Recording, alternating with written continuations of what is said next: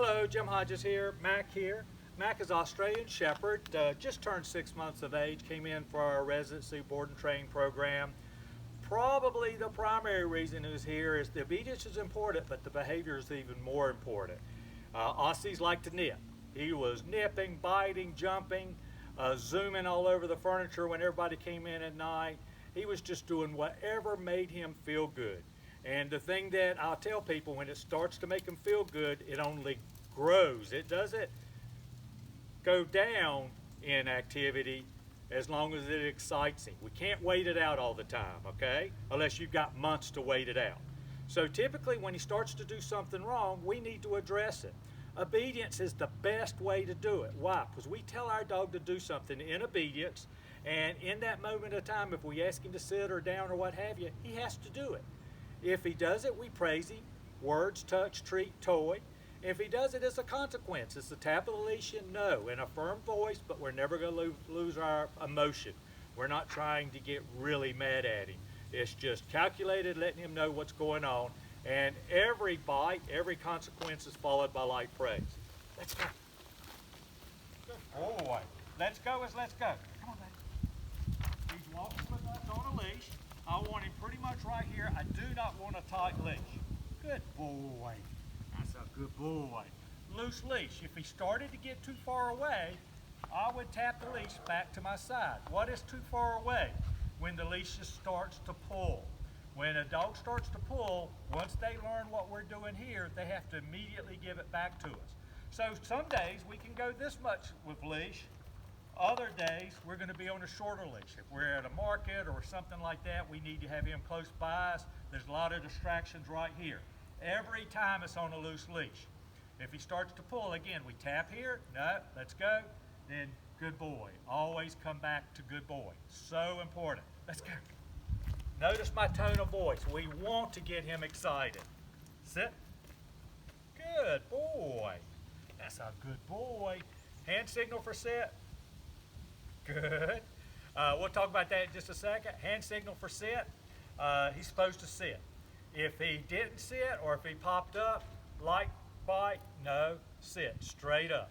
We're not trying to pull it. We're not trying to jerk the heck out of it. It's just a teaching consequence. It's a bite, okay? Just like mom would bite her puppies. All right, he has to hold that sit until I release him, okay? Once I release him, and I can go to any command that I want to go to. But right now, that was just a sit, and we'll go, let's go. Sit. This time, break. Atta boy, good boy. Notice when I broke him, he came to me. In the beginning, I gave a little treat, I gave a lot of love. Break, he came to me, I pat him, loved him, maybe even give him a little treat. Gotta look at me for it. Good boy. Did you hear what I said? Break, he's gotta look at me for it. Don't want him watching the hand. I want him to make eye contact before I give him the treat. But that break is to teach him that we're the center of the universe. That's so important, especially if you want him off leash one day, okay? You want him to want to come back to you to check and make sure he's doing the things that he needs to be doing. Atta boy. One of the things about Mack is he's a dominant dog. Personality-wise, that means as far as Aussies go, he was a leader in the making. When he came onto this earth, he was ready to be dominant. It's our job with a dominant dog not to intimidate or dominate, but to let him know through obedience, through behaviors, through every day of our life that we're the leader. And we do that when we're benevolent dictators, I like to say. What we say goes, but we're not going to be mean about it. We're going to ask him to do it. We're going to reward him, whether it's treat, toy, patting, loving, whatever we're going to do, we're going to communicate to him we're happy. Let's go. All right, so one more time. Sit. Good. Now, break. One of the things he was getting ready to do, if you go back, you may not have noticed it, but when I was talking about being a dominant dog, one of the hardest commands for a dominant dog is the down command. When we ask our dog to down and they hold that down for us, they're basically submitting or acknowledging that we're the leader.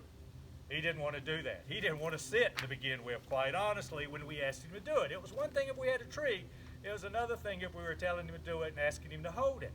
So once we start teaching a dog that they have to down and they're willing to look at us as the leader, A lot of dogs that are dominant want to down automatically, and we have to be very careful with that. We don't want them to do that. We try to show them that we don't want that. He was getting ready, I think, to lay down after the sit, and I think that was a sign of deference to me. It could be even pattern training, where I had been asking him to down a whole lot that way. A couple of different reasons, but for that reason, for him, being who he is, it was because he was wanting to defer to me. Let's go. So sit again, down, hand signal from the side is the down. Once I tell him to down, he has to hold the down. Good boy. If he was to pick up a rock or something like that, that would be a consequence, and it would be a no, down, okay? Good boy, I'm not gonna bite you. No, down, okay? If he's standing up and he didn't do the down, we would have the leash and we would tap it towards the ground. No, down. We don't tap out. When we tap out, we're tapping let's go or movement commands is towards the ground. No, down, good boy. Okay, he has to hold that down. I tell my clients, especially with a dominant dog, we need to do first few weeks to a month, 10, 15-minute down stay every day.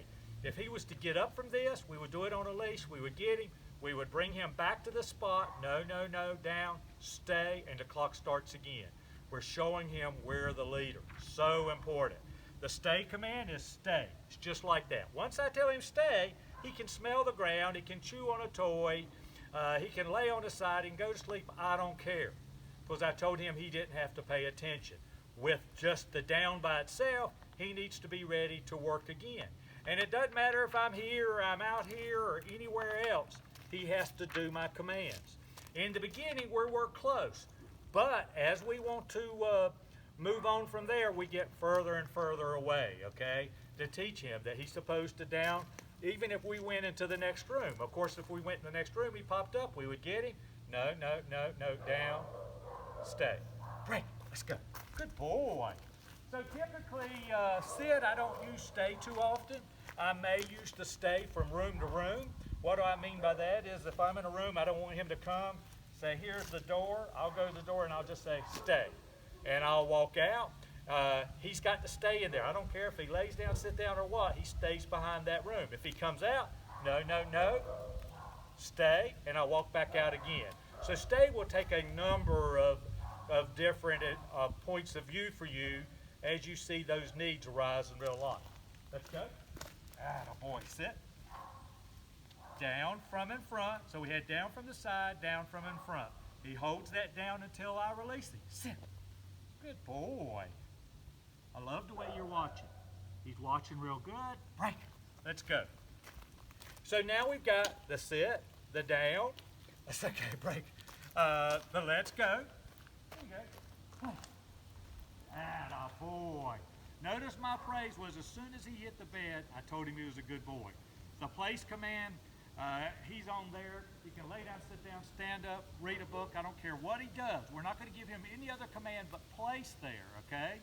And he can be there and relax and be comfortable. This is one of those evening commands. When our dog is really being crazy, this is a perfect way to make him get on his bed and we're able to enjoy him instead of crating him like you were having to do in the evening. I can tell you, he does this for 2 or 3 hours at a time. In fact, 2 or 3 nights ago, I had all my residency dogs out with my dogs, but I had the residency dogs on a place command. I fell asleep on the couch. It's terrible to say that, but I did. I woke up about 45 minutes to an hour later. They were still all there. Now, they might have got up and run around while I was asleep. I can't tell you, but when I woke up, they were all in their place. They are conditioned to it, okay? I can walk to another room. I can go to the kitchen, go to the bathroom, just go answer a phone. They're going to be in that command. If he did get out of that command, it's just like the down. In the beginning, we have him on a leash or a little tab. We get the leash. We don't get mad. No, no, no, no, no. Place. Good boy. All right? So, but in the beginning, what we want to do is be closer. We don't want to go out of the room the very first day. We want him to understand what we're saying. I tell people all the time that I've trained them, Rachel's trained them, people that work with me have had their hands on him, but when he goes back home, he's going back to what he used to know. You have to show him that the rules have changed at home. Okay, let's go. Atta boy, good boy. Sit. Good. Break. Atta boy, good boy. Let's go. So, sit. Next is, we're going to do the heel command. We've got a little box right here beside us, okay? And our job is to keep him in that box. His job is to stay on that box with the heel. The heel is typically a walking command. I could slow down, speed up, what have you. He has to react to me and what I do. So if I stepped out of the box on heel, or I started turning, he fell out of the box, it's his job to get back in the box, and it's my job to help him get back in that box. I hope that makes sense, but we're gonna try it right here. Hand signal, heel. So he's in the box. He's in the box. You notice how I straightened out? Atta boy. And now he holds that sit out of the heel because he automatically sits. Now, good boy. I love the way he watches. As I said, I think I'll give him a little, hey buddy. Good boy. A little treat for that. The treat was for watching. You remember what I said a while ago? If he does something you want in the moment, you need to let him know that you like that, and so he'll want to do it again in the future. Notice I made the turn, and when I made the turn, of course, he doesn't know that. He comes out of the box.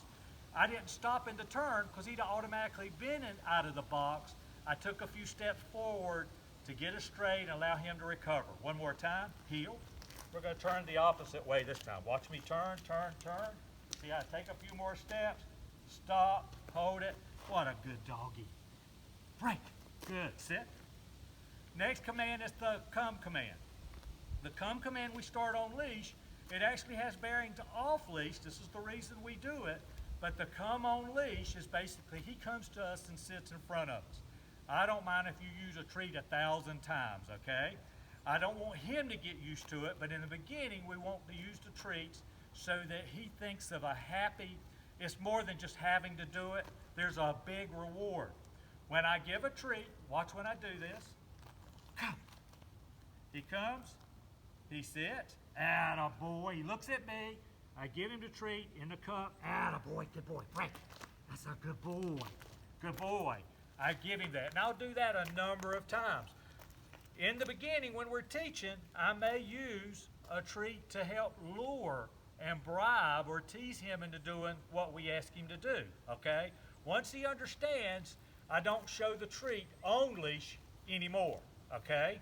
I don't mean I won't load up a treat in my hand and he doesn't know it's in my hand and I can immediately give him a reward, but I don't just proffer it once he knows what's going on.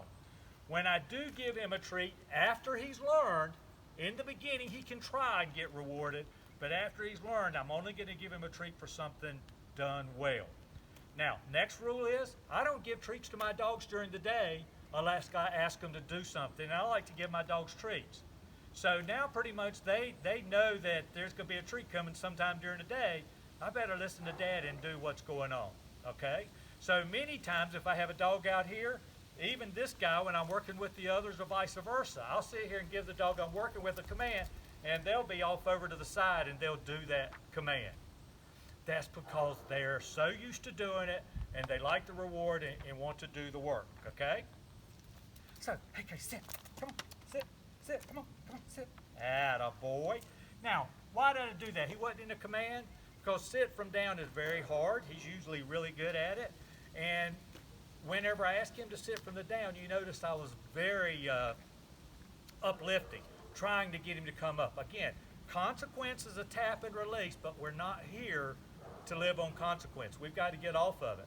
When we have to do it, if he doesn't listen, we are going to give that consequence. Break. Let's go. Next thing is off-leash come command, and quite honestly, that would have been a wonderful opportunity right over there if I'd have realized it, but I'm going to let him just ignore me for a minute. I'm going to load up a treat, pretend like he's off-leash. We're going to start this indoors or on a long line outdoors, and I'm going to load up a treat. He's smelling the ground. If I was working right now, he couldn't be smelling the ground. What do I mean by working? If we were in a command, he couldn't be smelling. Now he's being a dog, and I'm happy if you're happy, okay?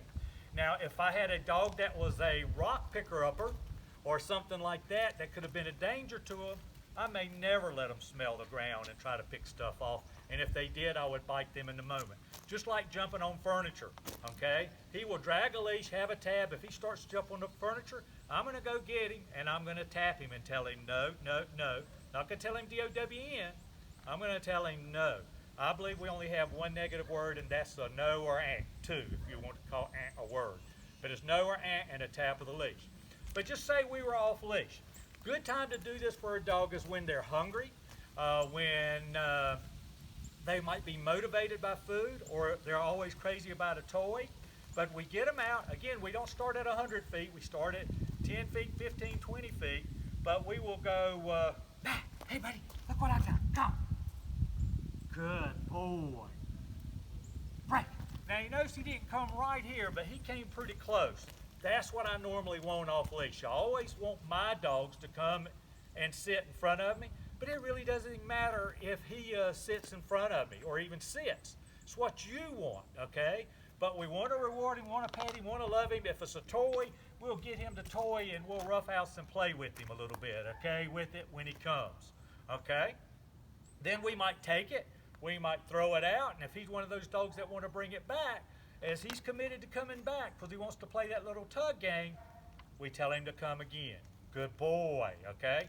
I don't mind tug if we're the leader, by the way. Tug can be a fun game for you and your dog, but when your dog has some aggressive personality or temperament, or he's calling the shots, or she's calling the shots, that's not a good thing, okay? So you notice, when I had him out, I got his attention with a treat. Again, it could be a toy, and he sees it. He decides he wants to come to me. When he commits to come, that's when I tell him to come. When he's out there, I don't show him a treat and tell him to come, because if for some reason there was a bigger interest, i.e. another dog or something, he probably would not come in the beginning. His interest might be there. Now, once you've done it enough, he would be willing to come, I believe. You just have to get the repetitions in. But if you hold it out here and he didn't come, you just turn around and walk away, you didn't lose. Okay? Because you didn't give him a command that he learned he could ignore. The only other thing is when he comes to you, we praise him, we love him, we don't do anything that can seem like a consequence to him. That means if he comes to us, we're not going to punish him for something he did wrong, or we're going to put him up. Okay?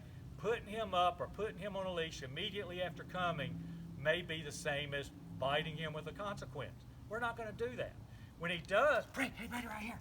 We're going to pet him, we're going to love him and say, good boy. We might get that toy out, we may try to roughhouse with him a little, and then after a minute or so, then we're going to say, oh my gosh, look at the time, we need to go in. Then you're going to grab him by the collar nicely, or you're going to hook him up and say, okay, let's go, time to go in. What a good boy. That's how we're going to handle that, okay? So important. If you have any questions, let me know, of course. Last thing is loading up in the car. He already loads up in the car real easily. I just used the load up command. Okay, buddy, load up. Good. Break. Now, he's a guy that was load up. He gets up, I praise. He's the kind of guy that I'm probably not going to allow on furniture for a while if he's jumping on furniture now. I normally take a dog and remove him from furniture completely for a few months. Then if you decide you want him to get on the furniture, it's load up. And then once he loads up, he can be there, and then it's break or another command coming off of it, okay? Then if he jumps on the furniture after you've taught him, he can, but it's his decision.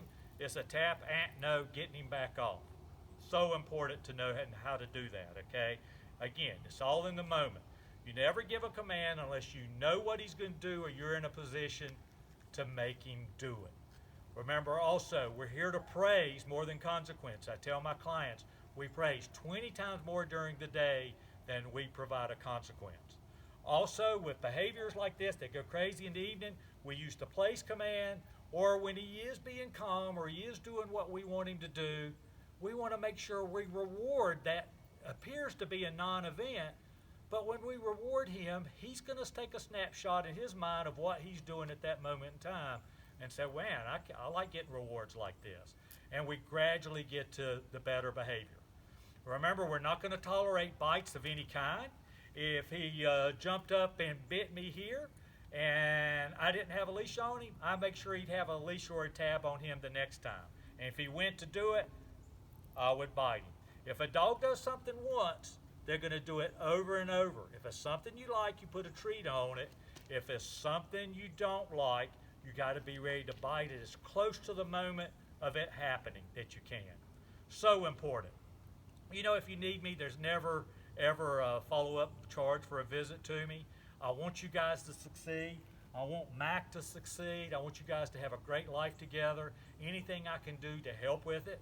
I believe these leadership principles are so very important. Dogs are instinctively pack animals, and I don't care what anybody says. When we teach as part of the way pack rules and pack structure go, we're fine. The biggest thing is we don't want to take advantage of it. We're not here to intimidate, dominate, break their spirit, and hurt them or have them fear us. If we did that, we took all of those physical attributes and applied them wrongly, okay? There's a certain process to all of this. It's just starting light and directing and going from there. Thank you so much. Jim Hodges Dog Training on Facebook, Jim Hodges Dog Training.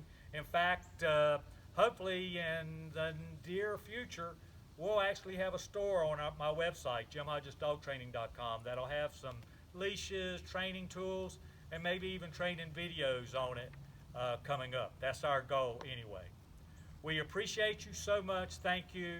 God bless.